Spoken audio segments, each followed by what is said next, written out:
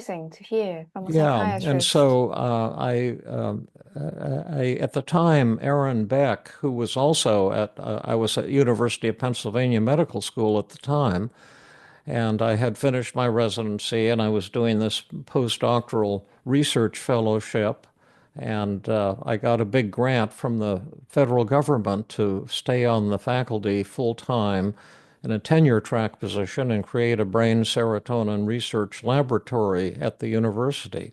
Mm. But I told my supervisor, why are we studying brain serotonin when we've already proven to ourselves that it doesn't play a role in any psychiatric disorder, including depression and everything else?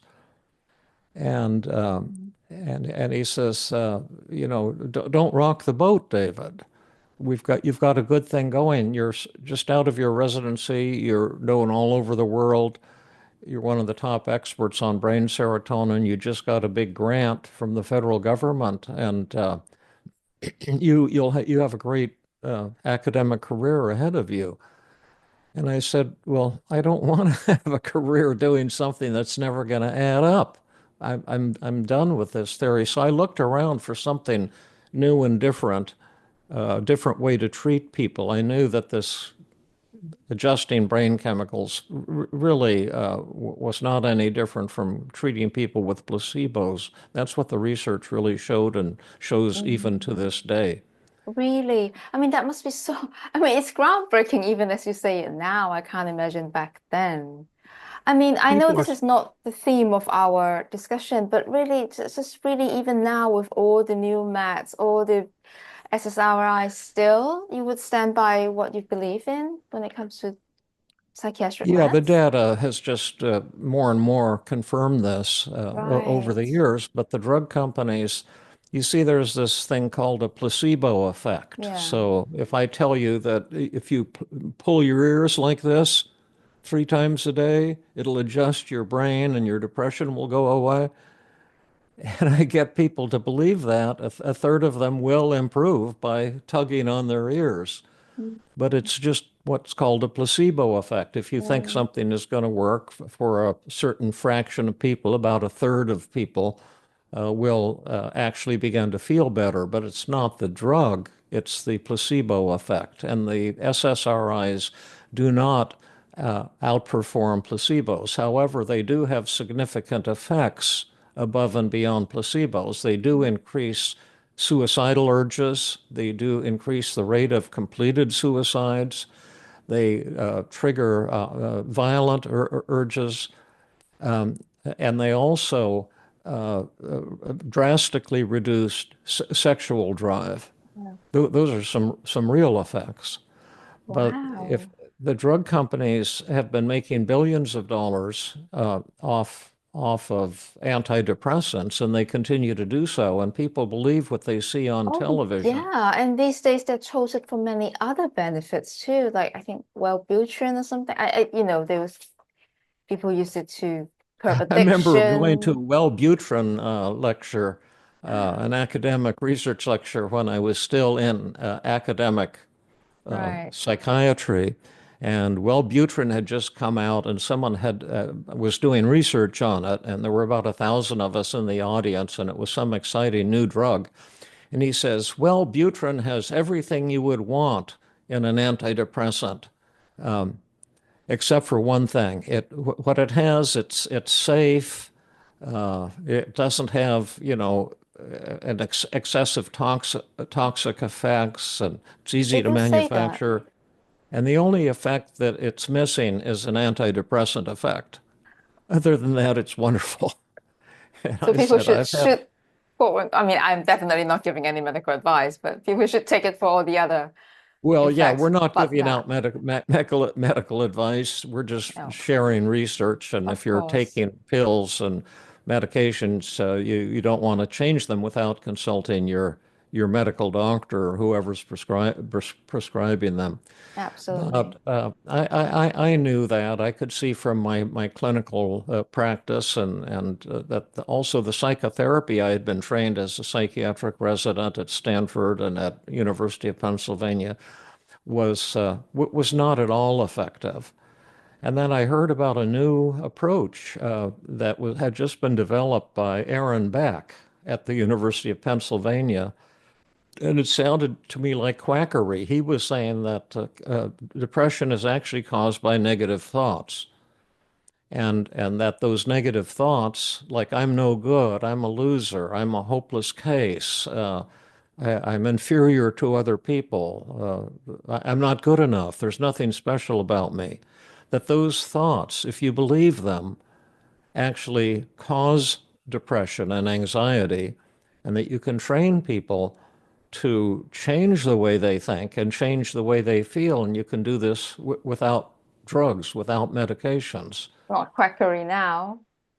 Yeah, yeah, exactly. And so I went to his weekly seminar. There were only 6 or 8 of us in the world who, and he called it cognitive therapy because a cognition is a thought. And I didn't believe it. I thought he was a con man. But I decided to try it with my patients because I knew what I was doing wasn't working. And I began asking them, what are your negative thoughts? What are you telling yourself when you're feeling depressed? And sure enough, they had all these distorted negative thoughts. And I began trying some of the tools he had created for testing and challenging these thoughts. And my patients suddenly began getting better for the first time. And I said, this is amazing. And I sent the money back to the federal government. I said, I don't want this money. I'm unwilling to develop a brain serotonin laboratory at the University of Pennsylvania. I'm going to leave academics and go into private practice so I can learn about this cognitive therapy and then help develop it. And that changed the whole direction of my career. Mm. And yeah, so you were more drawn to a psychological approach than a drug approach. And Yes, absolutely. And I was drawn to that even before I did my training in psychiatry. I've always been interested in psychotherapy. That's all I ever really wanted to do. But then I'm guessing back then psychoanalytic approach or more psychodynamic approach would be the more dominant thing in psychiatry. yeah, What makes you yeah. drawn to CBT in particular or Aaron Beck's work? Well, the psychoanalytic approach is what brought me to CBT in particular, because when I was a psychiatric resident, I had psychoanalytic supervisors Yeah. supervising my work. And I would go to them every week and tell them about my patients. And they said, you're not allowed to say much during Mm, sessions. I They had said, you can that. say, tell me more.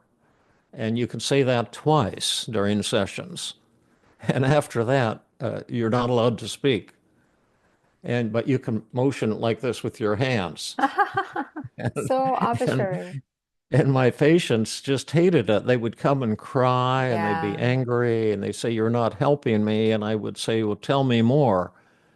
And they said, well, that's what you said last session. Are Mm. you going to help me with my marriage? Are you going to help me with my depression? And now I've used up my 2 tell me mores, and I start jiggling my hands. And then they say, then you just jiggle your hands.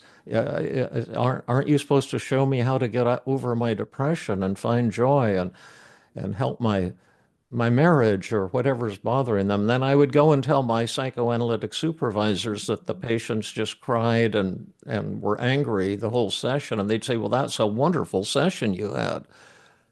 And I said, well, what's wonderful about it? And they said, because they were getting all this repressed anger out and all of their feelings they were expressing.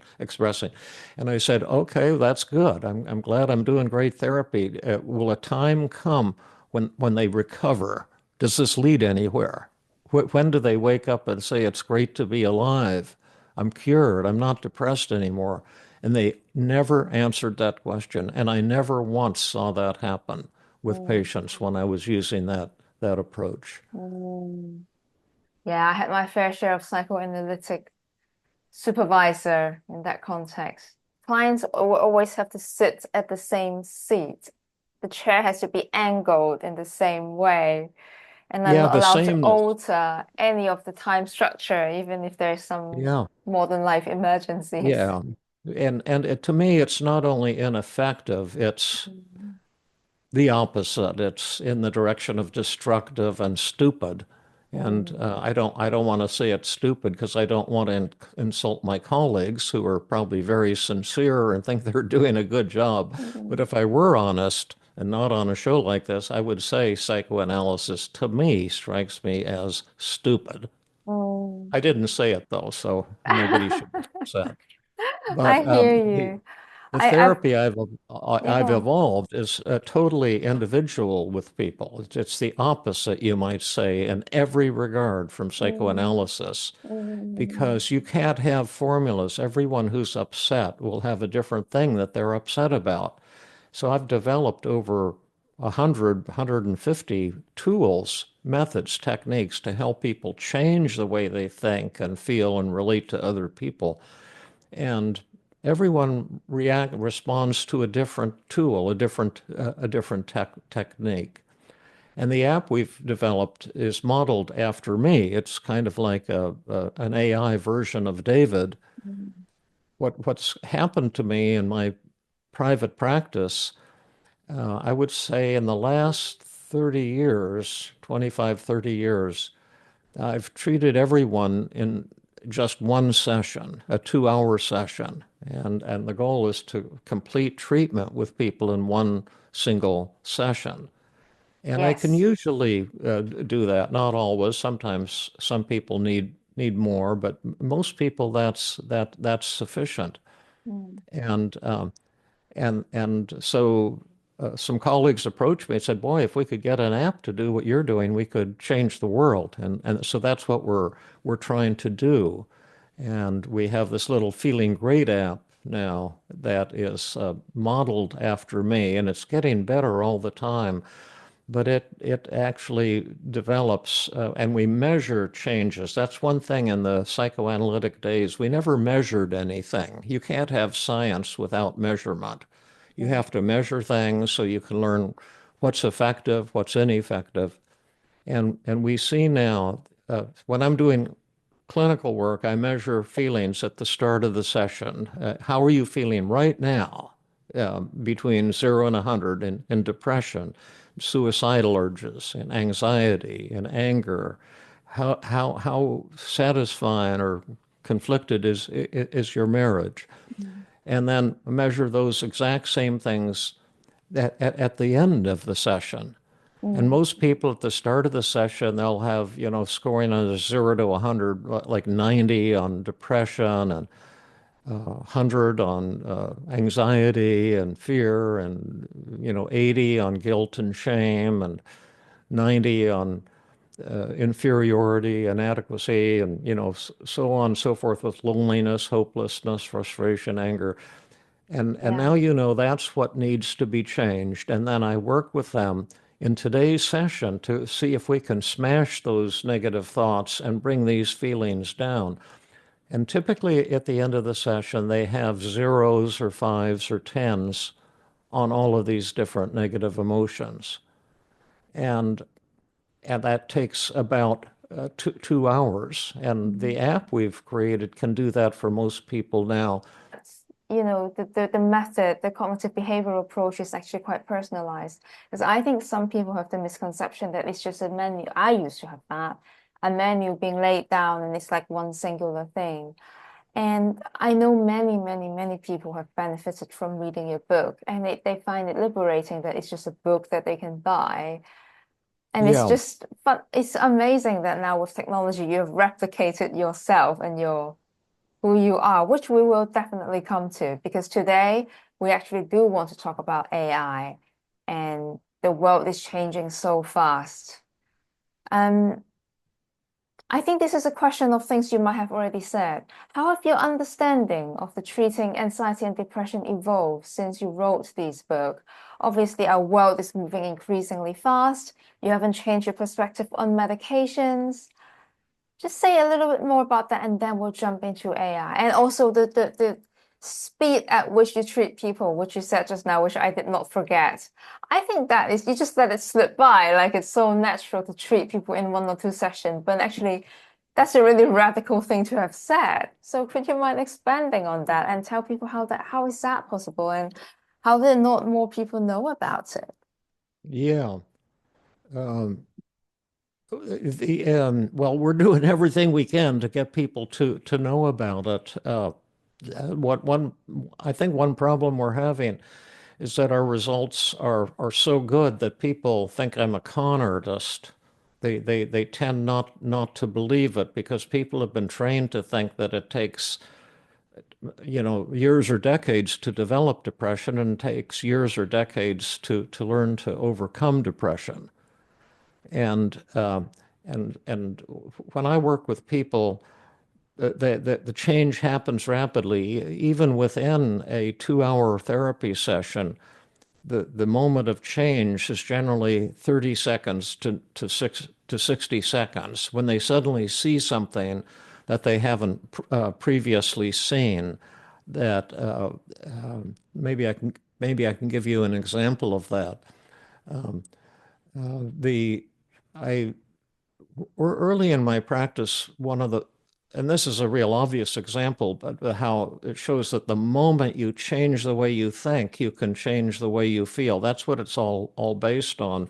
But it's hard for people to give up these beliefs, like, the beliefs that cause anxiety. Something terrible is going to happen. If I get on that plane, it's going to crash. Or when I give my talk at the church, my mind will go blank. I'll make a fool of myself, or whatever your fear is. And this woman came to me, and I tested her initially. She was the most severely depressed and anxious person I had ever seen in my practice as an outpatient outside of a hospital. Her scores on anxiety and depression, at the time, I used scales that went from 0 to 100. And I think her depression score was 100 and her anxiety score was 99. And she was having panic attacks, about 5 a week. And during panic attacks, she'd get upset about something and hyperventilate like this. And if you do that for a minute or two, your blood chemistry changes, the pH, the acidity changes, and you get symptoms like tightness in the chest or dizziness or whatever. And she would get these symptoms and tell herself, I'm about to have a heart attack and die. And this triggered incredible panic. And she had been going to doctors for 10 years trying to get help with this, cardiologists, lung experts, psychiatrists, and nothing had been helpful. And the thought that is causing this, it's a distorted thought because when you hyperventilate and get dizzy and tingling skin and all of that is not in fact dangerous. It doesn't mean you're on the verge of a heart attack. And I wanted her to see that and realize it. And I tried the first 4 or 5 sessions. About 15 of the techniques I've learned or developed, and they were not at all effective. Every week she came back, she was just as severely depressed and anxious. She'd had many more panic attacks. And finally, I just told her I want to use a really powerful technique. I want to induce a panic attack in the session. And then we can use something called the experimental technique to test what you're telling yourself. And this frightened her. She didn't come in for 2 weeks. She thought it would be awful to have another panic attack in my office, and she finally decided to do it. But to make a long story short, I kind of had her close her eyes and hypnotized her a little, induced a panic attack in the office. And she started sobbing and saying she's about to die and her chest hurts and that type of thing. And then I said, now, if you were having a heart attack right now, do you think you could stand up and do strenuous aerobic exercises? And she said, no, and she's sobbing. And she says, no, please, doctor, I can't go on. If I try to stand up, I'll pass out.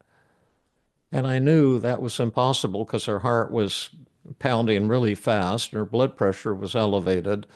And passing out comes from when your heart slows down, your blood pressure suddenly falls. Mm. So I said, stand up, let's check it out.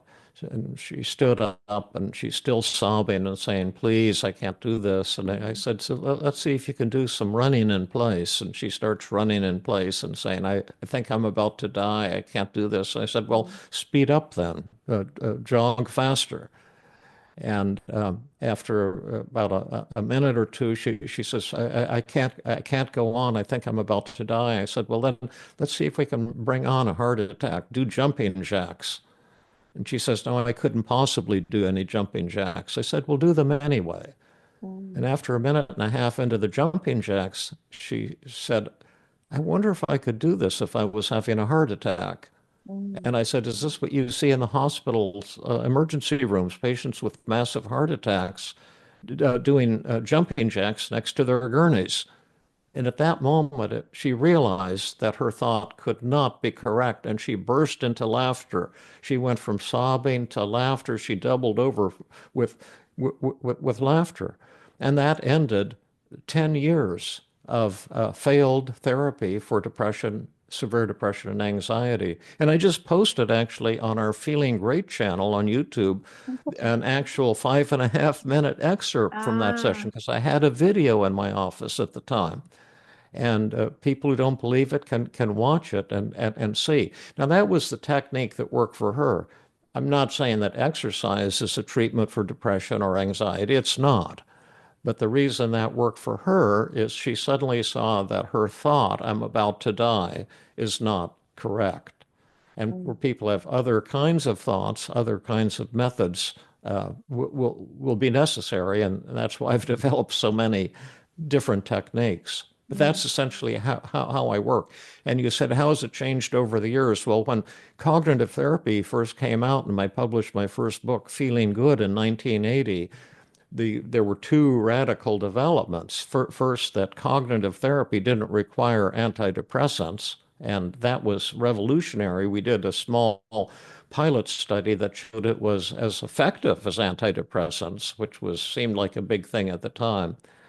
Uh, Mm. and secondly, that it could work rapidly. And because instead of months or years of treatment, we're talking about maybe, you know, 4 or 5 weeks of therapy.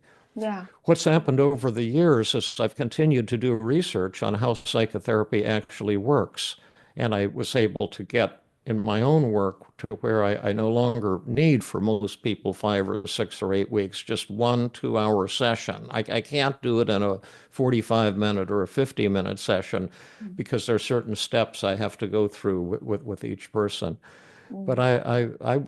that's what's happened. It's gotten the therapy has gotten ultra high speed, and that's what I think we need. That's what I've devoted my life to. I used to wonder about it when I was a young doctor with all these stupid techniques I was trained in during my residency. I used to wonder. I wonder if we could measure depression and anxiety and anger every session. And so you could find out when you're being effective. Mm. And then could we learn professional athletes practice? They learn certain techniques. They get good at them so they can play professional basketball or whatever the sport is. And that's essentially what evolved in my career.